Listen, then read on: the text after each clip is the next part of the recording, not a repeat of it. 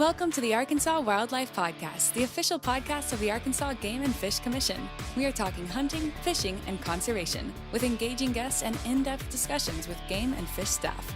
It's Arkansas Wildlife, the podcast for all things outdoors in the natural state. Hey, welcome to the Arkansas Wildlife Podcast. I'm Trey Reed. Thank you for tuning in to our podcast about all things game and fish. And we are joined again this week by Brad Carner. He's Deputy Director at Arkansas Game and Fish, former Chief of Wildlife. Brad, what other, I see you were quail biologist? Turkey and quail. Turkey. So you did turkey and quail and wildlife chief and private lands biologist in Camden. Well, you've done a lot.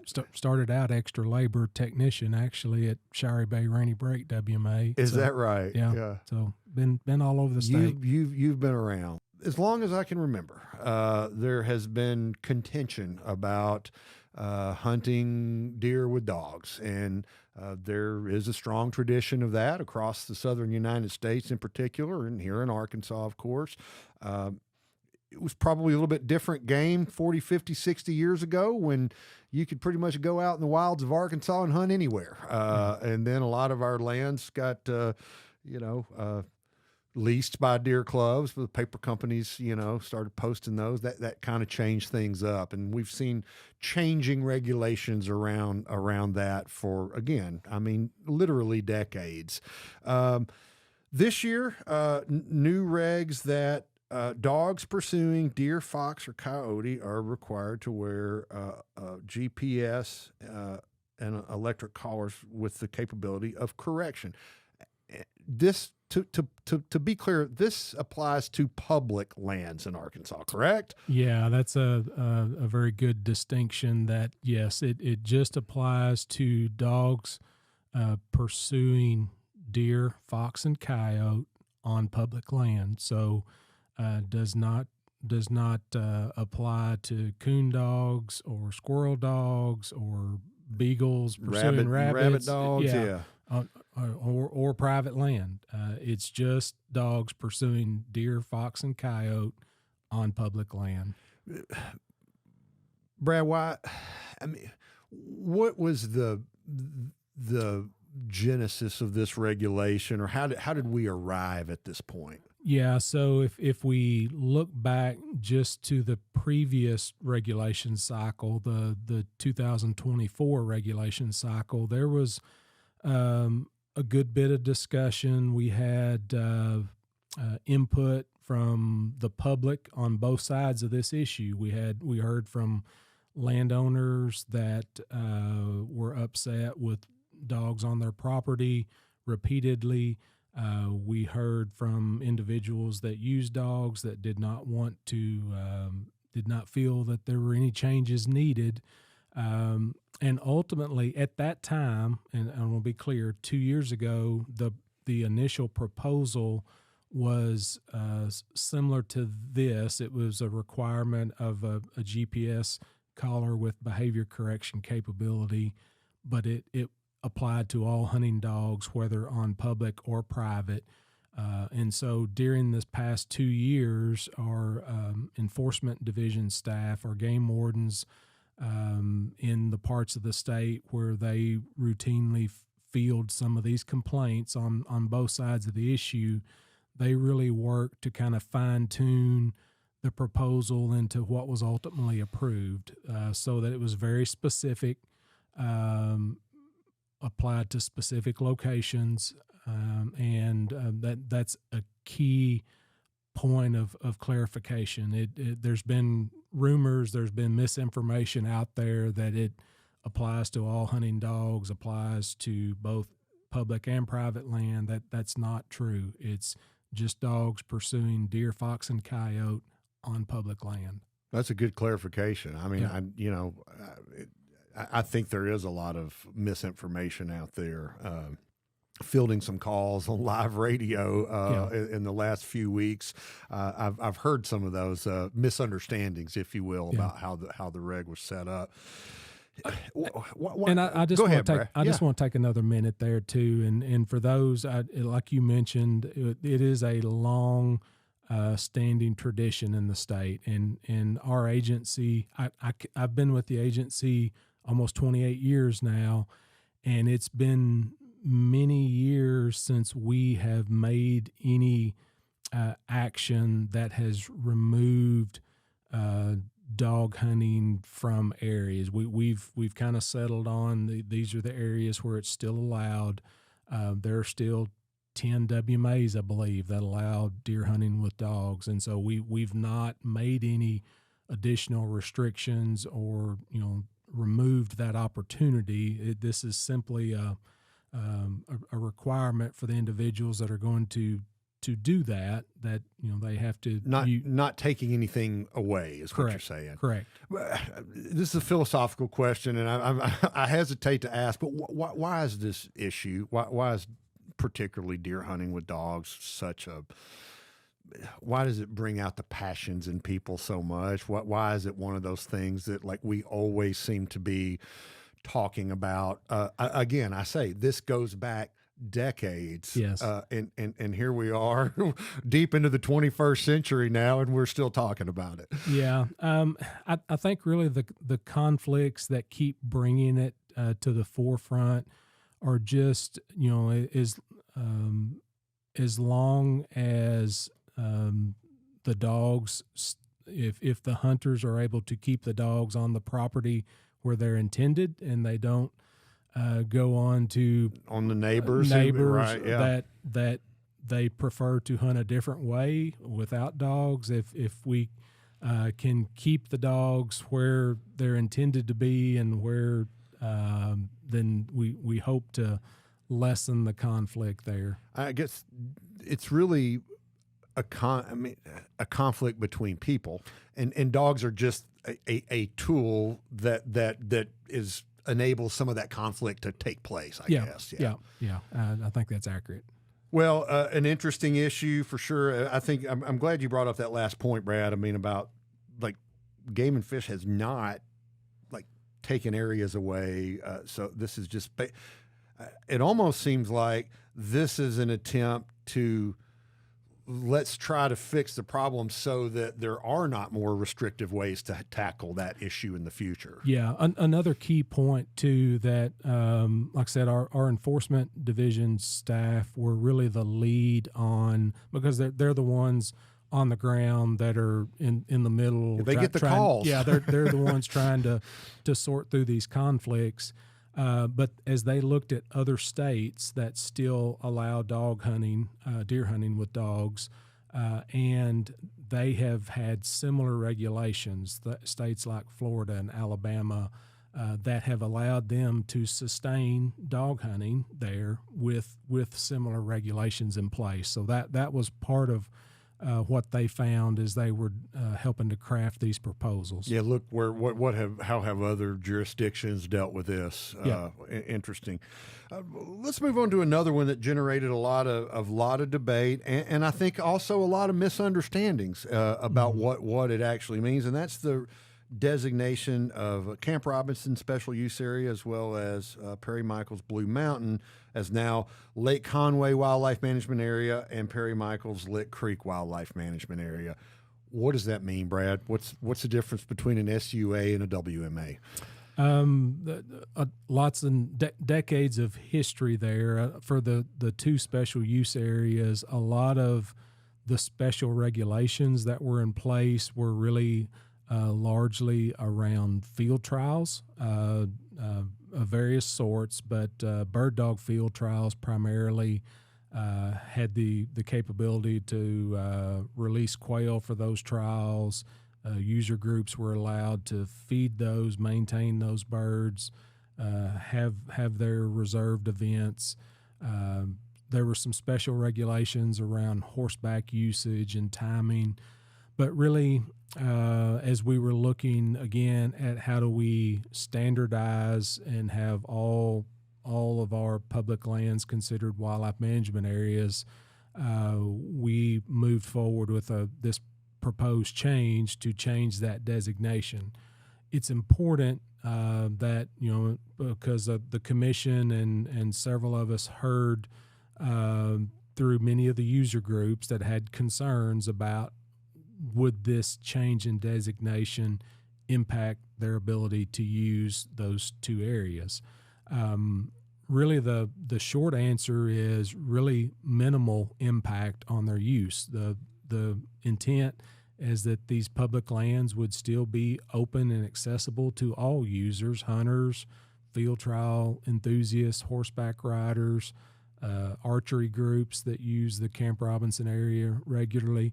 And really, we have codes in place that allow field trials to occur on WMAs with approval of Wildlife Division Chief and through an approval process. So we are working to kind of amend that process. It likely will flow through our license system now, kind of a permit process, request an event, that sort of thing, and have some sideboards there. So really, as we have met with some of these user groups, our message to them is that we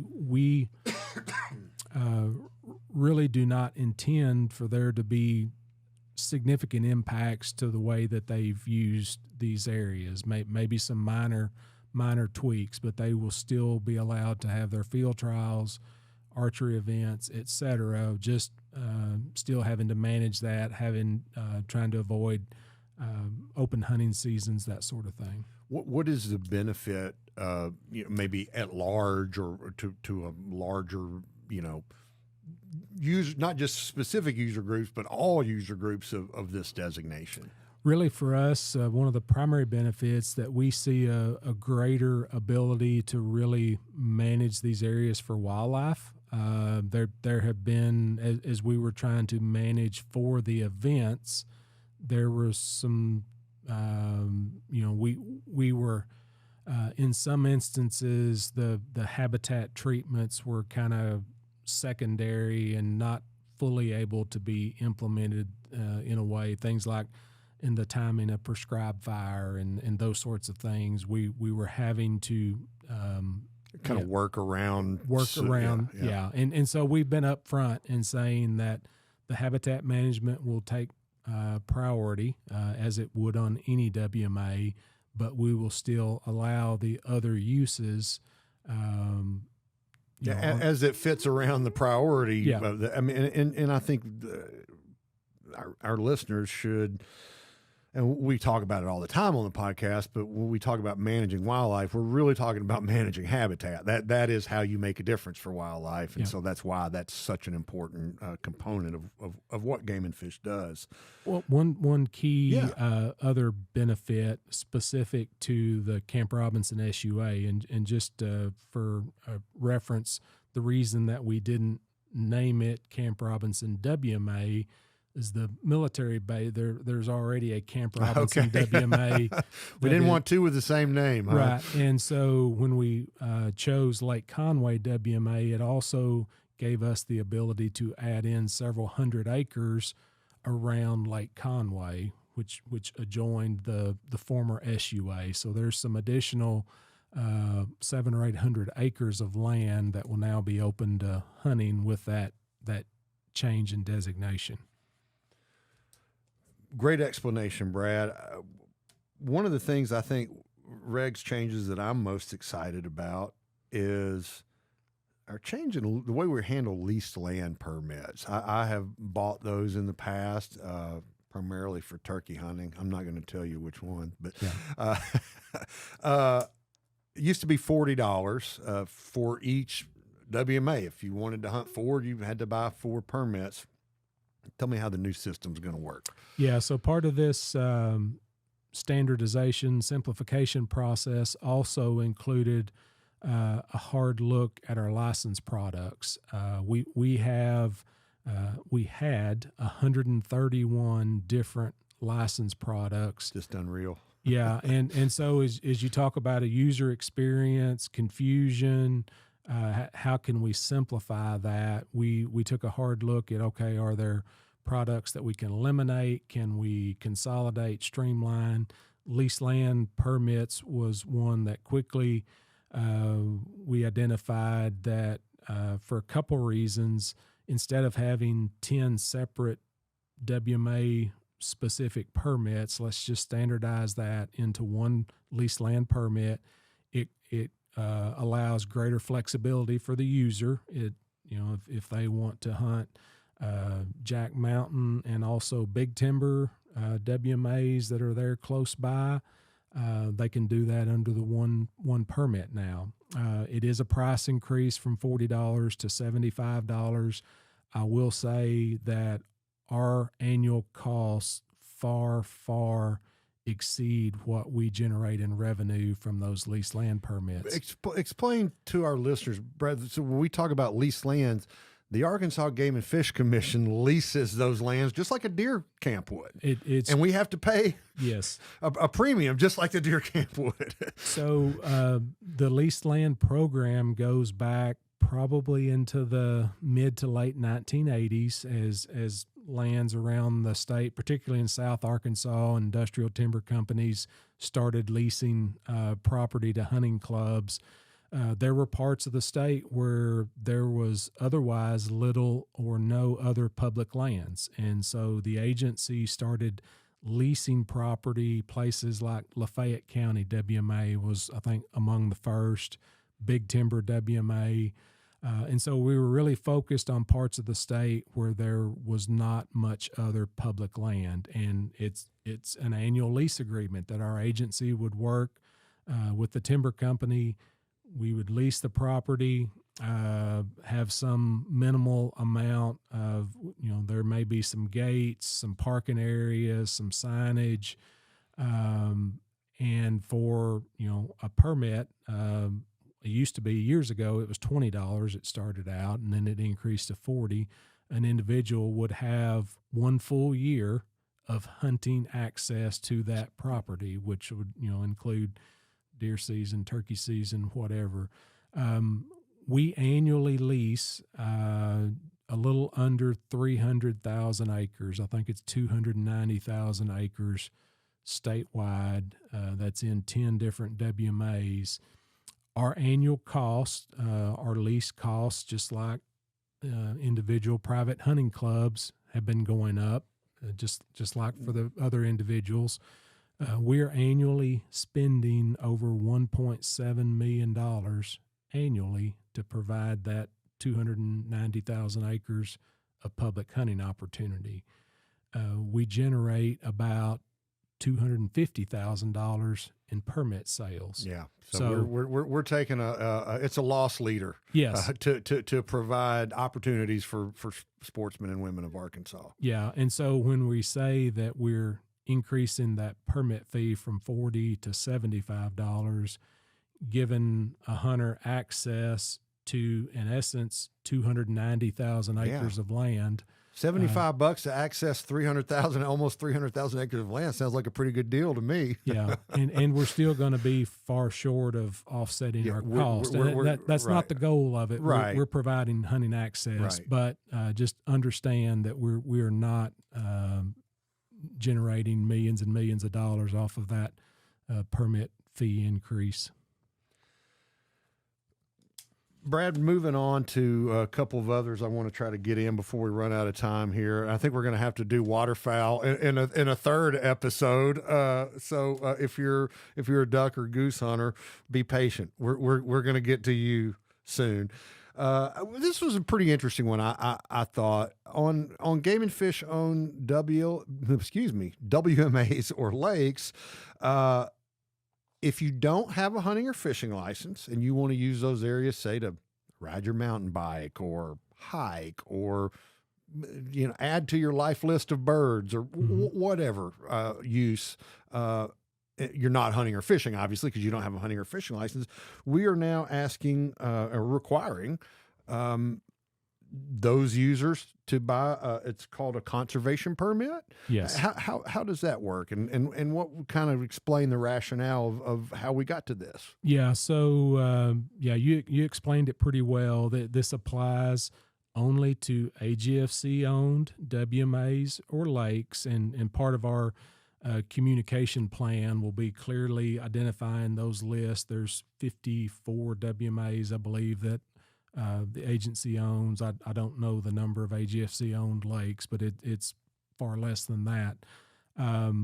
But for users that do not have a valid hunting or fishing license, but they're accessing using those areas, we'll require a $10.50 conservation permit, which is also the same price as what the base basic hunting or fishing license would be. So, like you mentioned, for anyone that's out kayaking, bird watching, camping, we used a product.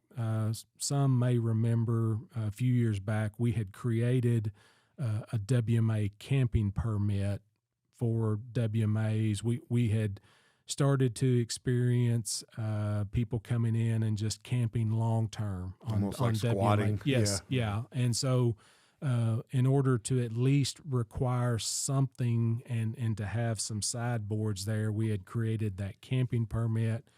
We eliminated it, but kind of broadened the scope so that it was more than just camping. But again, if you already have a fishing or hunting license, you're good to go. Right. Nothing else. Is it, Brad, there's been a debate going on for many, not a debate, but there've been in the conservation world looking for ways to get what, for lack of a better term, we call non-consumptive users, not the hook and bullet.